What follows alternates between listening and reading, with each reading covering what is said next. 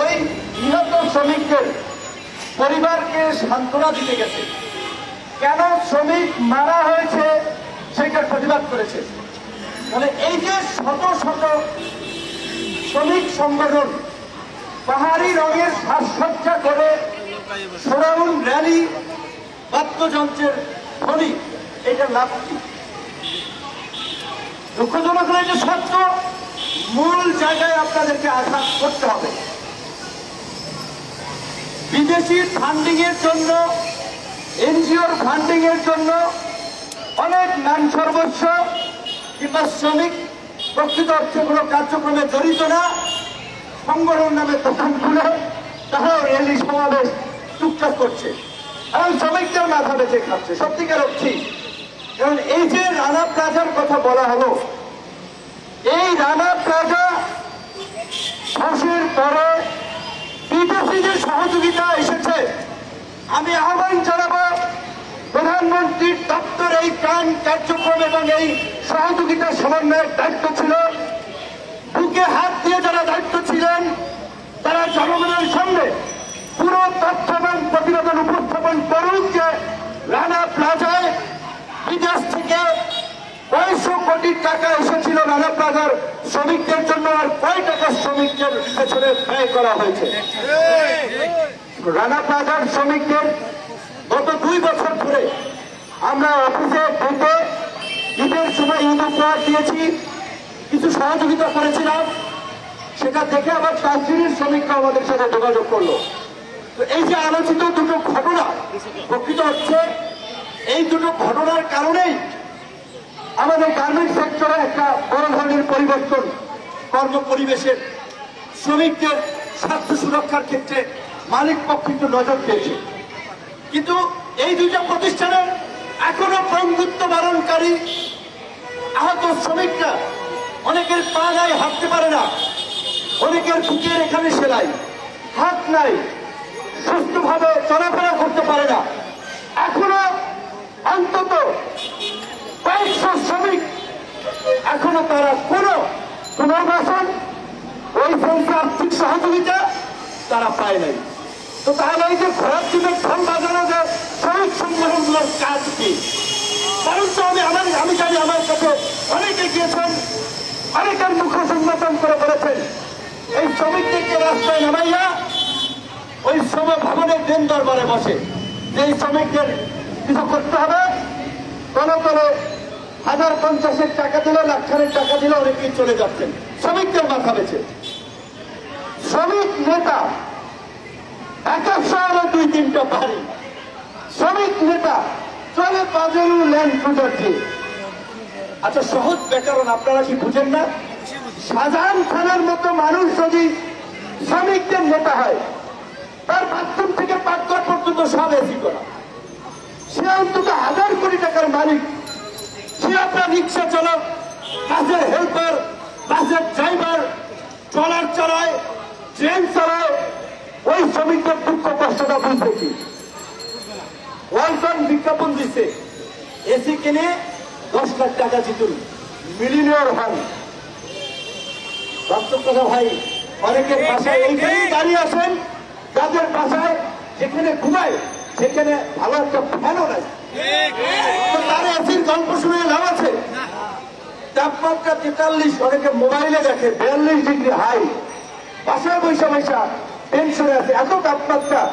আর এই 42-43 ডিগ্রি তাপমাত্রায় এই যে শ্রমজীবী মানুষ, রিক্সাওয়ালা রিক্সা চালাচ্ছে, বাসের ড্রাইভার বাস চালাচ্ছে, নির্মাণ শ্রমিকরা কনস্ট্রাকশনের কাজ করছে, যারা হাইহুতাশ করছে, টকশো কাঁপাচ্ছে, পত্র পত্রিকায় কলাম লিখছে, তাদের কিন্তু বাস্তব অভিজ্ঞতা নাই। বাস্তব কথা হচ্ছে এই রাষ্ট্রের প্রতিটা সেক্টরে অনিয়ম এবং অসঙ্গতি রাষ্ট্র যারা চালাচ্ছে, অনেকের বাস্তব সেন্স নাই। গত পরশুদিন চাঁপাইনবাবগঞ্জ গিয়েছিলাম। চাঁপাইনবাবগঞ্জে আমাদের প্রোগ্রামে আসতে আমাদের এক ভাই মোটরসাইকেল অ্যাক্সিডেন্ট করেছে। তো ওই ভাইয়েরা বসে আছে, আমি তাকে বললাম, পুলিশে তোমার মোটরসাইকেল থামায় রাস্তাঘাটে, 1000 টাকার একটা যদি হেলমেট তুমি কিনতে ভাই, তোমার এই নাক মুখ ভস্তায় যেত না। তাহলে 1000 টাকা হাইওয়ে রোডে কেন তুমি হেলমেট ছাড়া উঠলা? তো এই ক্ষেত্রে যদি পুলিশ জরিমানা করে, পুলিশকে তো গালি দিয়ে লাভ নেই। পুলিশ আপনার সেফটির জন্য ধরে যে হেলমেট ঠিক আছে কিনা। হেলমেটটা ড্রাইভার পরা ছিল, তার সেরকম আহত হয় নাই, পিছনে যে ছিল মারাত্মকভাবে আহত হয়েছিলেন।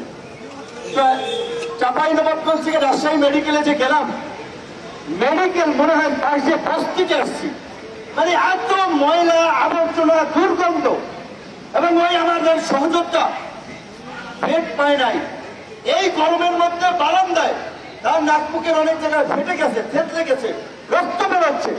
এই গরমে আরো যদি থাকে, ঘেমে পচন ধরবে, পাকবে, তিনি বারান্দায় চিকিৎসা নিচ্ছেন।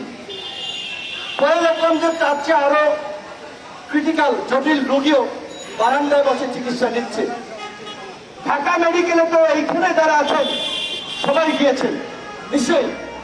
ঢাকা মেডিকেলের বাথরুমে গেলে বমি হয়, শ্বাস বন্ধ হয়ে যায়, অথচ এই একটা ক্লিনারের পদের বিপরীতে মিনিমাম 2 জন থাকে। একজন ফুল টাইম, আরেকজন মাস্টার রোলে নিয়োগ দেওয়া হয়, তারপরে দলীয় লোক, ওই মনে করেন পরিচালক কিংবা অমুকের চামচা, মন্ত্রীর ফোন আসছে, নিয়োগ একজনের জায়গায় 3 জন নিতে হবে, নেয়। কিন্তু পরিবেশ এবং মান একটা সরকারি প্রতিষ্ঠানে ঠিক থাকে না। হাসপাতালগুলোর কেন এই দুরবস্থা হবে? শত শত কোটি টাকা বরাদ্দ থাকে, কারণ ওইখানে আপনার মতো আমার মতো ফকিরনি গরিব মিসকিন চিকিৎসা নিতে যান। ওইখানে কোনো এমপি মন্ত্রী, পুলিশের ডিসিএসপি, তারা চিকিৎসা নিতে যায় না। যদি যায়, সে সরাসরি ক্যাবিনে উঠে যায়। ক্যাবিনে স্প্রে করা থাকে, রুম স্প্রে, সুন্দর স্মেল আসে। ওইখানে একটা বাথরুম আছে, তার বাইরে বেরোতে হবে না। তো কাজে এই যে রাষ্ট্রের বৈষম্য, মুক্তিযুদ্ধের যে অঙ্গীকার ছিল বৈষম্যহীন রাষ্ট্র গড়ে তোলা, গণতান্ত্রিক ব্যবস্থার মধ্যে দিয়ে রাষ্ট্র পরিচালনা করা, কৃষক শ্রমিকের রাজনীতি কায়েম করা।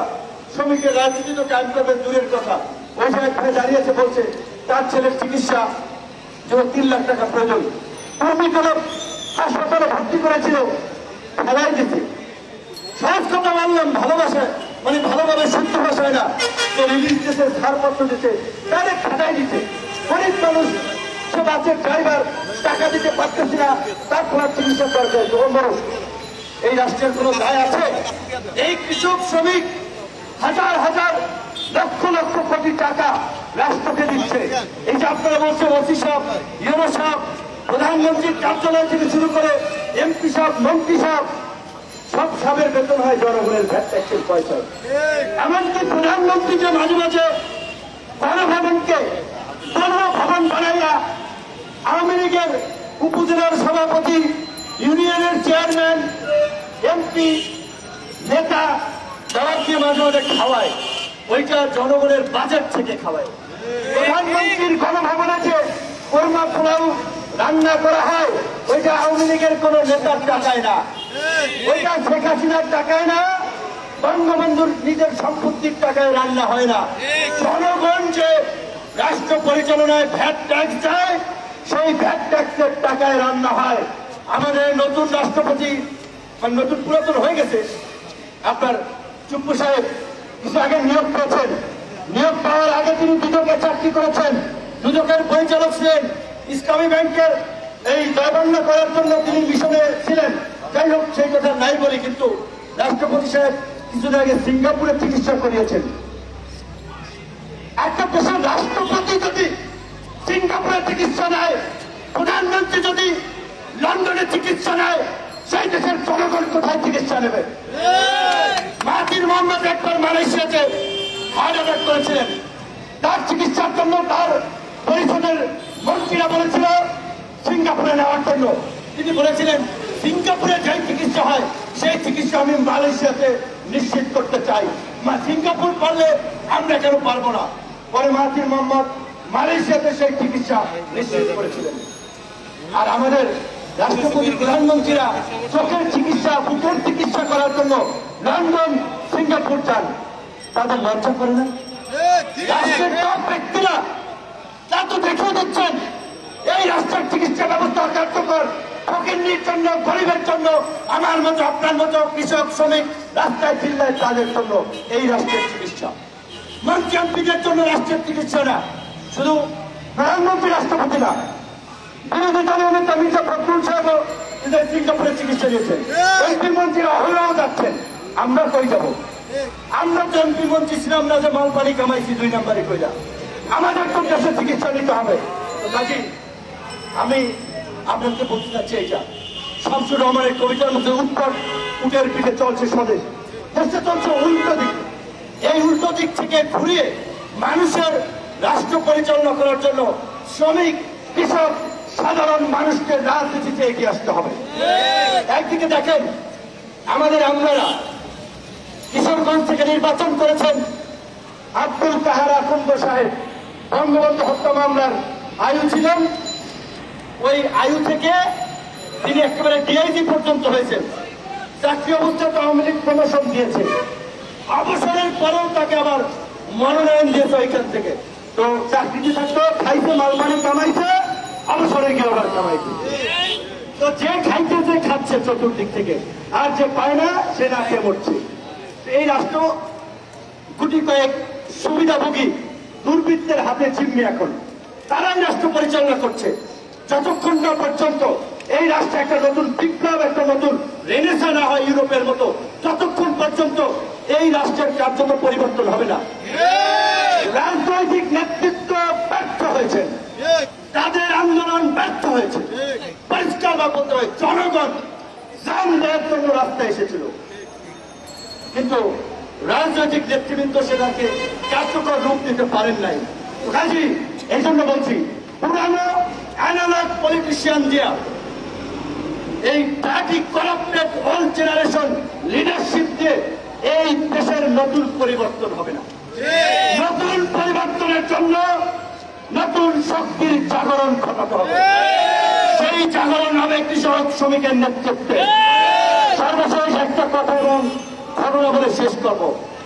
আমি নিজে যখন ডাকসুতে নির্বাচন করেছিলাম, ছাত্রলীগের ডাকসুর প্রচারণায় আওয়ামী লীগের প্রেসিডিয়াম মেম্বার, সিজন পলিটিশিয়ান, বাঘা বাঘা নেতারা গিয়েছেন ছাত্রলীগের প্রচারণা করার জন্য।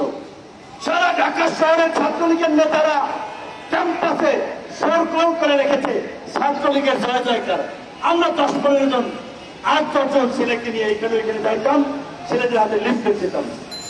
সেই বিশ্ববিদ্যালয়ের ডাকসু নির্বাচন যখন হয়েছে, আমরা 11টি পদে জয়লাভ করেছি। যদিও এখন তো পরিষ্কার যেভাবে তারা নির্বাচনী ফলাফল ছিনতাই করছে, নির্বাচন কমিশনের টাকা, দালাল, চাকর নিয়োগ দিয়ে তাদের এই ডাকাতির কাজে ব্যবহার করছে। নির্বাচন কমিশন থেকে বিচার বিভাগ, প্রশাসন, সমস্ত জায়গাতে দুর্বৃত্ত, টাকা, চোর, মাফিয়ারা আজকে উচ্চ পদে রয়েছে। এই মাফিয়াদের সিন্ডিকেটই রাষ্ট্র চালাচ্ছে। সেই মাফিয়ারা 9টা পদ কায়রা নিয়ে 2টা পদে বিজয় ঘোষণা করলো। ভোটের ক্ষেত্রে দেখা গেল 11,000 উপরে ভোট পেয়েছি। তো শিক্ষার্থীরা ভয়ে চিন্তি ছিল ওদের হাতে। যখন মতামত প্রকাশের সুযোগ পেয়েছে, ভয় উল্টাইয়া দিয়েছে। কাজে ভাববেন না যে শ্রমিক অধিকার পরিষদ প্রোগ্রাম করলে লোক বেশি হয় না। শ্রম অধিকার পরিষদ করলে হিসাব করে দেখেন, আওয়ামী লীগ বিএনপি ঢাকায় যে বড় বড় মিছিল, মিটিং, সমাবেশ করেছে, আওয়ামী লীগের সমাবেশে 4 থেকে 5 লক্ষ লোক এসেছে। এ যাবৎকালের সর্বোচ্চ রেকর্ড। 18 কোটি জনসংখ্যার দেশে আওয়ামী লীগ সক্রিয়ভাবে করে 4 থেকে 5 লাখ লোক। তারা তো গার্মেন্টস মার্কেটের লোক জোর করে নিয়ে আসছে।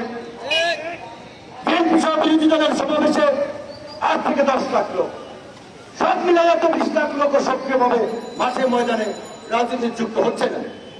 আপনারা যদি এইখানে পরিবর্তন আনতে পারেন, মানুষকে জাগ্রত করতে পারেন, সচেতন করতে পারেন, ম্যাচের কাঠির মতো, অতি স্ফুলিঙ্গের মতো বিপ্লব, রেনেসা যে কোনো সময়।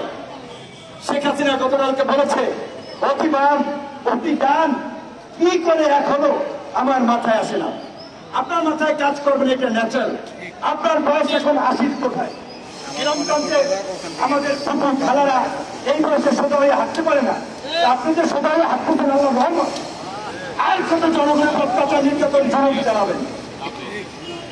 আওয়ামী লীগের লুটপাট, বিরোধী কণ্ঠ দমনে খুন, নির্যাতন, নিপীড়নে আজকে বাম ডান অতি বাম অতি ডানকে এক কাতারে নিয়ে এসেছে এবং এই এক কাতারে আসা আপনার পতন ঘটাবে।